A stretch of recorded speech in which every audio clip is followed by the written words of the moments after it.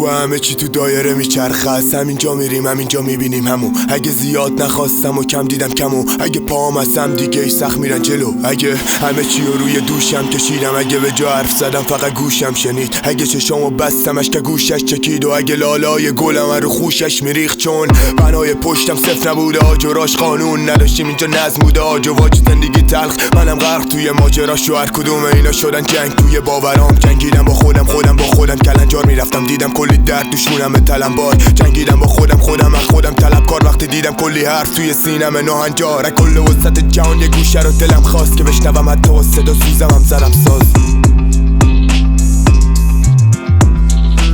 سازم ما خوش افتادم زیر بوتم لگت مال، با کلی حرف نگفته که رو لبم میرفت راه. قشنگ‌ترم میشدش که گونم هم کنم پاک، من لبم و دوختم اون تو تنم میزد جار.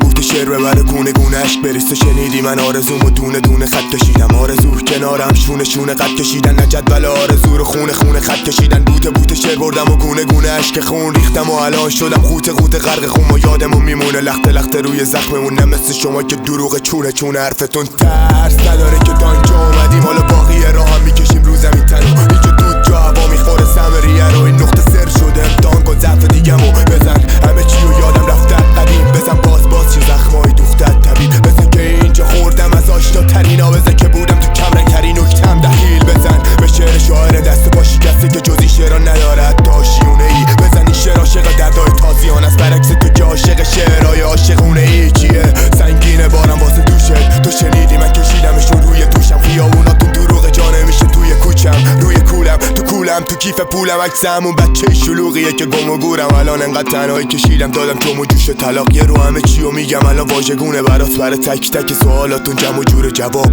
حرف راست هیچ وقت چک و چونه نداشت، برعکس حرفای دروغ که رگ و ریشه نداشت. ما واقعی میمونیم لای چاک سینه به جا، برعکس قانون تخمیه جک و جونه برات.